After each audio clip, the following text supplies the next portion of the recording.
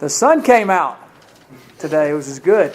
So glad to see that. And our guys had a good practice. The UCLA football team, of course, they're very talented. They got a heck of a team.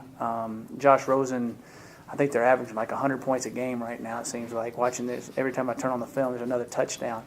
So we're going to have to slow them down, and we're going to have to score points to be able to hang with UCLA. And playing at the Rose Bowl is always is a lot of fun for our guys. And we have a lot of guys from that area, so we need to go there and play well.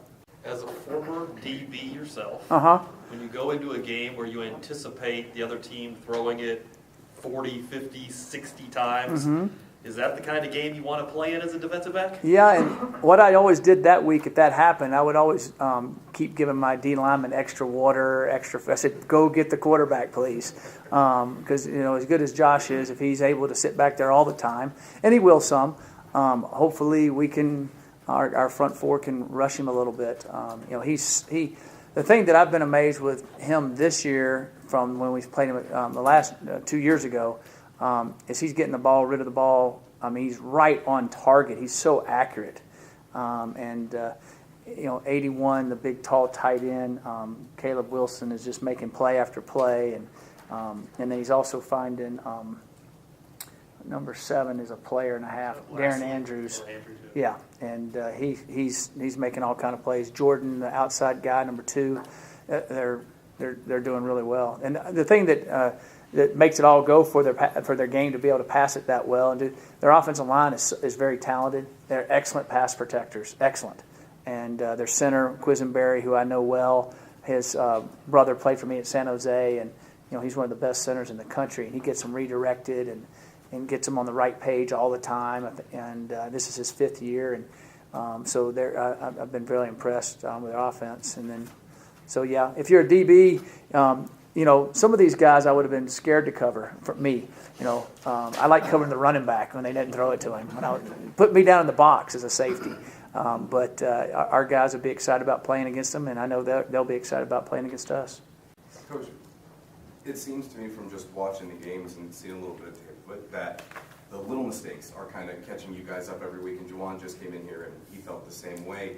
I was just wondering to you, is it easier to coach the little mistakes, the details, or is it the bigger things?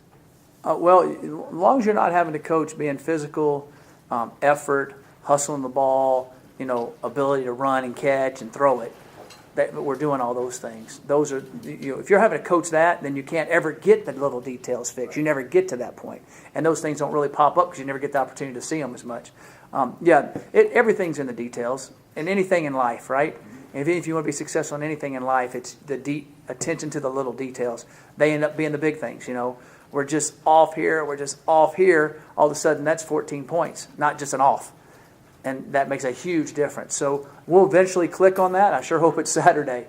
We've had glimpses of it, but we need to do that throughout 4 quarters and against a good football team.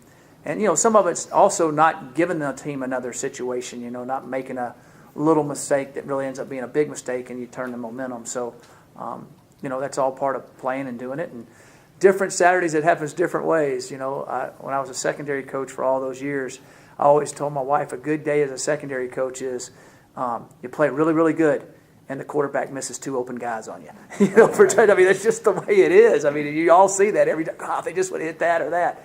So we need to do that offensively, and hopefully we will. After the game, you also said you were going to have a conversation with Steven about not throwing it to the other jersey. How did that conversation go, and where do you see Steven's development and his progress right now? Is he as far along as you'd like him to be? None of them are as far as long as I'd like them to be. I'm not as far as long as I'd like to be every day either. I think that I talked to Steven a little bit. Went back and watched the film. The one wasn't really his fault. The other one, they did a really good job, and it's just something you learn from, and you hate to learn from it on a pick 6. But they walked up in the box the series before, pressured. He felt it through the slant. Perfect read. They walked up, and they dropped out. So he didn't see it long enough to see him drop out, and then he went to throw the slant, and the guy just cut in front of it. So that was a great scheme by Washington.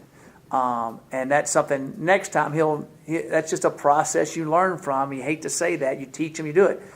Next time he'll see it, they'll blitz it, he'll throw it. Next time they'll drop out, he'll see them drop out and go, okay, boom. It's just, and the guy you see those things happen sometimes where they throw it and the guy drops it and he goes, oh gosh, I learned from that. But that one was a bang, bang play, and you see it in the NFL, you see it in college too, but he will learn from that. So, the other one, he just overthrew the guy. That guy made a good play. So we've talked about that. He still had a good percentage throwing the football. He knew where he was going with it. They got him, and that's going to happen when we need to get the other opponent a little bit more than we did. He had a higher percentage than our opponent, but we threw a couple picks. So but we've talked about it. And the good thing is that they were really good, teachable, he could really see it, understand it. I got it. I see it.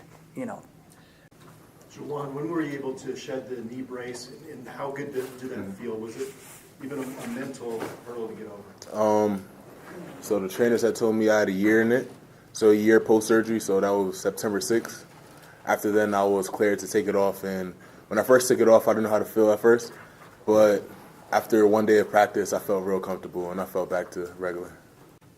Well, what was the difference for you in working in the slot with outside where you've been since you've been in Colorado? I know you've done the slot at JUCO in high school, but was it much different for you practicing and playing there last week? It wasn't much different. I want to be a receiver where I could be used anywhere on the field, and I felt that I can be.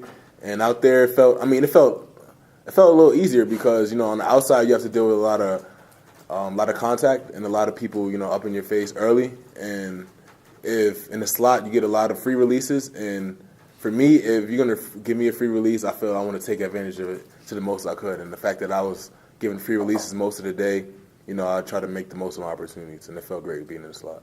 When you watch film of UCLA, obviously you're probably focused on their quarterback Josh Rosen. What do you see on film that makes him so prolific?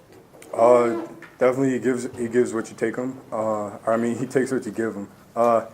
And he's really good when we're in single high looking people off. So getting the safety off of the middle, going this way and then coming back this way, opening it up. So I think that's something that's really good.